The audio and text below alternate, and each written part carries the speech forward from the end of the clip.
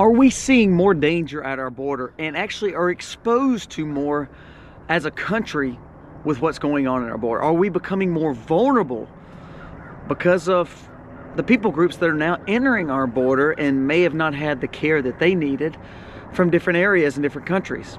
Well, today's video is all about that. It's going to be some startling facts of what's truly crossing our border. There's a lot more danger than just people. Today we're going to talk about that. What are some of the major risks that are coming across the border that no one's talking about? Let's jump into it today. This video starts right now. From the ground, I know my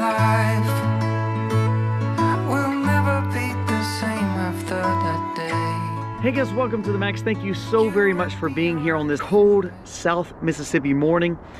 It's chilly. I'm really kind of tired. After Christmas is over, I'm kind of over the cold weather. I'm just ready for spring, and let's start planting some gardens again. Hey, if you haven't seen our vlog, hey, my voice is getting better, but if you hadn't seen our vlog from yesterday, I really raked my ankle and destroyed my ankle. I think we don't know if it's broke, we don't know if it's a bad sprain, we don't know if there's ligaments torn, but it is healing a little bit. I'm trying to stay off of it as much as possible, but we'll keep you updated on that on the vlog channel. Hey, but let's get back to the news as of today. This was published on Zero Hedge. It says, Biden's border crisis causing way more than just people. It's causing a public health catastrophe. Dr. Vasan, a health commissioner for New York City, is waving the white flag, saying Biden's non-existent border policies are producing contagious diseases that we've not seen in decades. A new disease is entering the U.S. on every bus and every train of a group of individuals crossing the border. The story shows that, of course, they're saying of the reported 2.5 million recorded migrants of 2023, which there's been other statistics showing upwards of 6 million, but let's just go with their number, 2.5 million. In 2023, it represents an all-time high. These individuals are coming from 160 different countries that has been documented from 2.5 million people. And they are coming from terrible health standards. Now, illegal immigration is driving a resurgence of rare diseases back in the U.S. Things that were once extinct is now popping right back up on our radar.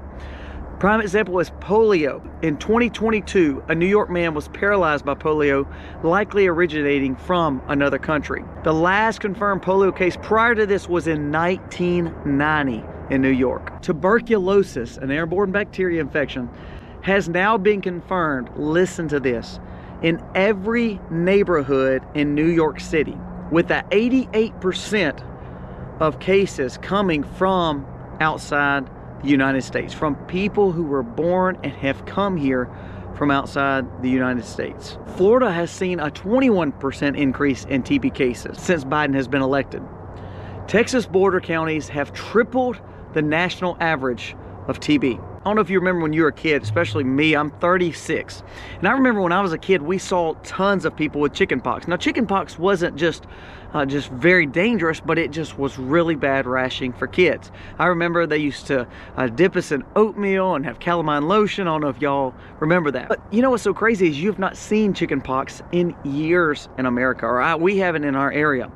It also says, the list doesn't stop here, chickenpox outbreaks are rippling through migrant shelters in multiple states. Measles, declared eliminated back in the U.S. in 2000, has now resurfaced in the U.S. Malaria was reported in a Maryland resident. It was contracted by someone outside the U.S. and brought to our country. Leprosy is now considered endemic in southeastern United States. Leprosy, well, that's crazy. This report ends, it says, Biden's #1 import is disease. Now, the reason I want to bring your attention to this is for somebody like us, we don't take a lot of medicine. We've not exposed our children to a lot of, things in the arm. We just haven't. That's not something we practice. We believe in a healthier diet, and we believe food is healing our bodies.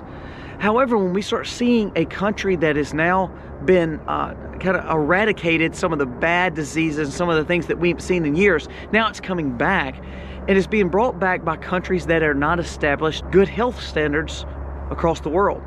So if we say, you know what, the immigrant situation's bad, And if they're really doing it because they want votes or they want to kind of make a replacement theory. Do you realize what they're sacrificing though? It's not just the trafficking, which is a major issue. It's not just the drugs, which is a major issue. It's not just the other legal things that they're sending across the border. It's not just the legal immigrants of people that is literally changing and not assimilating and not giving back to America, meaning they're not paying taxes, and they're taking our taxes because they're living in shelters and food and medicine is being provided at no cost. Should we take care of people? Absolutely, but not to this extent. This is not what we're talking about here. We are having an influx of people, but that is not the problem. The problem is, what are they bringing that's not the things that we've already talked about?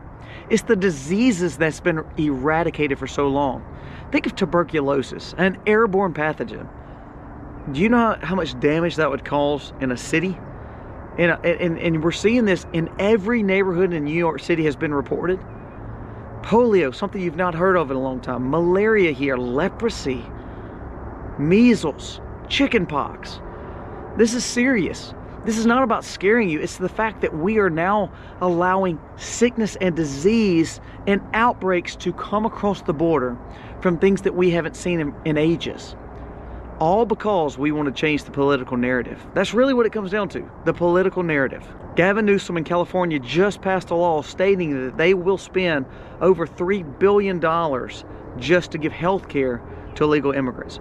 Free of charge, California will pay for it. Chicago, New York City are doing some of the same things. They're actually trying to get more federal funds because they're saying they're going to live on the street. Legal immigrants are now going to be on the street. What's amazing, they didn't care about the 750 million people that's already on the streets they've done nothing for. So they're wanting more federal dollars to take the homeless illegal immigrants off the street. However, they'll allow homeless camps to just funnel all over their cities and not do anything for them. Everybody goes on hard times, and we should take care of people. But again, we should be taking care of the people of our own nation first. And here's what I think. And again, I might be completely wrong. But we need to get away from this naturalized citizen where we're allowing these anchor babies to hold the families here. I think a good policy is you shut the border down and you allow no new citizenship and no new migration to America for a certain amount of time. I would say 3 to 5 years, so you can start making sure that new diseases, new trafficking, new illegal narcotics, anything like that, none of that's happening anymore, or you're at least getting a handle on it. President Biden has done nothing for the border. Your czar, which is the vice president, has done nothing for the border. I'm sorry, the Republicans have done nothing for the border. Mike Johnson and a ton of the Republican delegation has went to the border saying they're going to do this and how bad it is, and they've done nothing. They've passed laws, they've passed money for all these other countries across the world, and they keep saying, well, we're going to work on the border. It never happens. We hear this and hear this and hear this.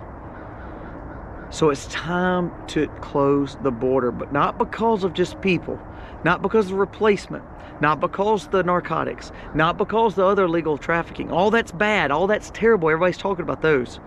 But now we're seeing new endemics, new epidemics, new sicknesses, and new outbreaks of things that we should not be seeing in America. Your kids are in public school, your kids are in public universities, you're in the public workplace. Do you want to be exposed to all this?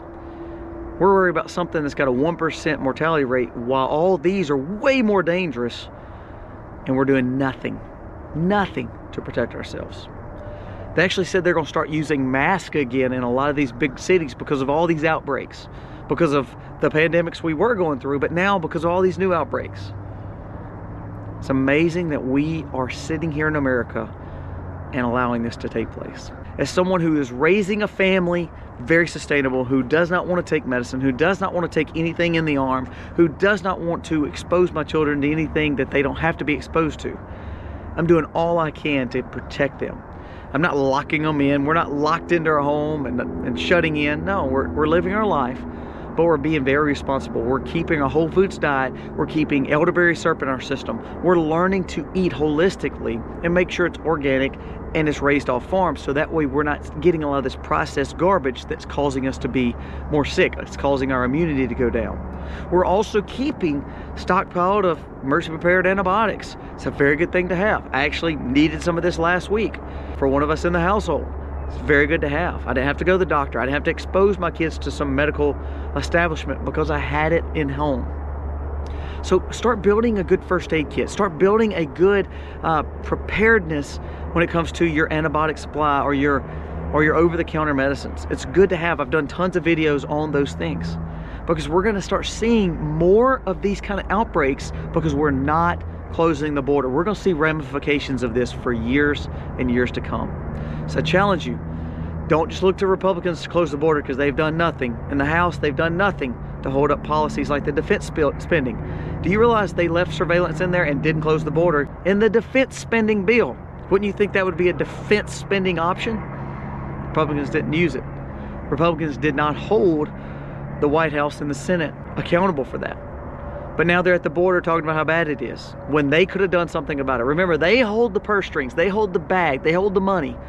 All they had to do was say, look, we are not doing it. We'll shut the government down. We'll default on our debts before we do this. Do you know we're spending $1 trillion? We're buying extra debt. We are literally going in more debt every month. $1 trillion on average is being added to our deficit.